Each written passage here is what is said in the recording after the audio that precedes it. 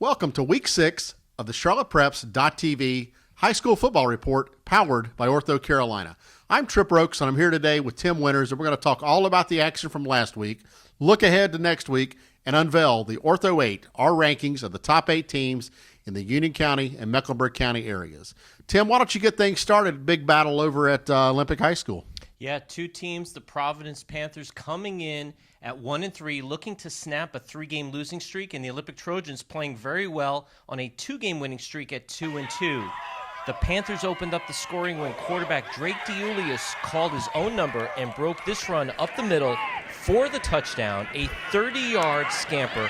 Providence takes the early lead 7-0. After the score, both teams' defenses took over. The score at halftime was Providence 7, Olympic 0. The rain that hit most of the Charlotte area hard on Friday night hit Olympic High School in the third quarter. The Panthers resorted to a ground attack that was very effective. Check out senior running back Quinn Mahaney. He turns the corner and sprints down the sidelines through the pouring rain to pay dirt. A 58-yard touchdown run, 14-0 Providence, and the Panthers go on to win 17-6.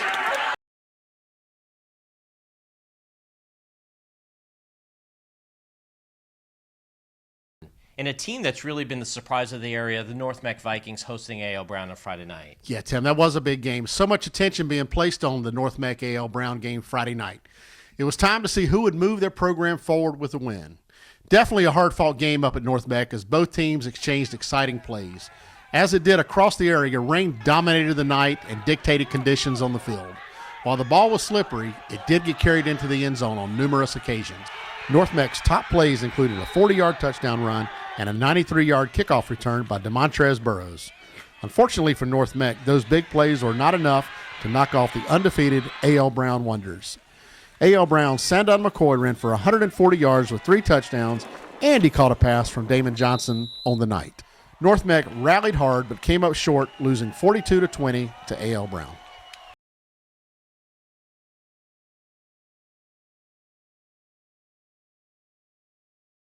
Tim, as you always do, you had your eyes squarely on the action in Union County on Friday night. I know it was wet, but did that stop any action on the football field? No way. The Monroe Redhawks, 6-0 on the season, probably the best 2A team in the entire state. They beat the Austin Kendall-less Cuthbertson Cavaliers 31-7 at home.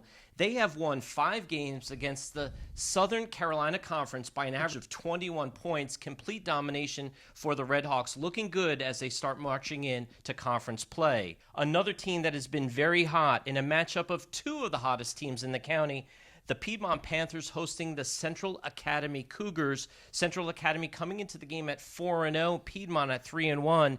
Piedmont wins this game, going away, their first shutout in 5 years, 35-0. And speaking of hot, Coach Tom Langley's Metrolina Christian Warriors, they win their 5th game of the year. They are now 5-0 as they defeat Fayetteville's Village Christian Academy 27-0. And Tripp, you're on one of the hottest teams in the entire state as well. That Charlotte Catholic Cougar team and that defense. Tell us about what happened on Friday night. Yeah, Charlotte Catholic's got quite a football team. They completed a very easy game inside the South Meck 8 Conference with a blowout win over Berry Academy. Berry did find their way to the end zone first with a 70-yard touchdown pass from Brian Digsby to Kasegi Curitan. From this point forward, it was Catholic wipeout as the Cougars easily marched up and down the field for 40 straight points. Jared Anderson, the top running back in Charlotte, led the first 80-yard drive and closed it out with a 16-yard touchdown run. A 26-7 halftime score quickly became 40-7, with Anderson and the Catholic offensive line dominating in the trenches. Anderson totaled 252 yards and 3 touchdowns in the game. Quarterback John Walton also completed 2 touchdown passes to John Newman on the night. Big win for Charlotte Catholic over Berry. Now we've come to the place in the show where it's time to unveil the Ortho 8, our rankings of the top 8 teams in the Mecklenburg and Union County areas. Tim, why don't you get that started for us? Yeah, coming in at number 8, the Huff Huskies at 5-1. The Weddington Warriors had that bye week. They are in the 7th slot at 4-1. South Meck, 5-0, cruising at number 6. Vance, with their bye week, they fall 2 spots to number 5 with a 4-1 record. Those Monroe Redhawks with that 6-0 record coming in at number 4. The Butler Bulldogs, number 3 with that 5-1 record, and those Cougars from Charlotte Catholic at 4-0, right on the heels of the number 1 team for the second consecutive week, the Mallard Creek Mavericks at 5-1. Well, it's time to turn our cameras around the other way and look towards this Friday night and a very big matchup coming up in North Charlotte. Yeah, actually the second big matchup for A.L. Brown. They take their 5-0 record against the Vance Cougars. Vance coming off their bye week at 4-1. Should be a great game between two great football programs and two great fan bases up in that stadium on Friday night.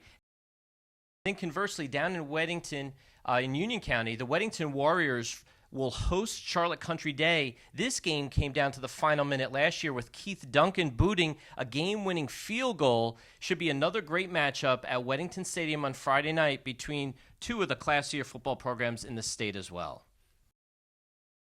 Tripp, you have a high-profile game as well. Well, I think everyone needs to turn their attention to that Charlotte Latin-Charlotte Christian game. Could possibly be a battle of the future state championship game that we'll see later in the year.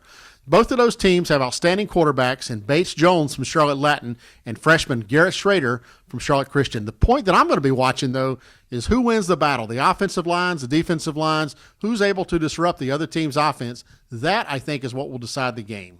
So until we can get back to you again next week and tell you all about those games, we really appreciate you tuning in every week to watch the Charlotte Preps.TV High School Football Report powered by Ortho Carolina. Have a great week and get out there on Friday night and pull your favorite team to victory.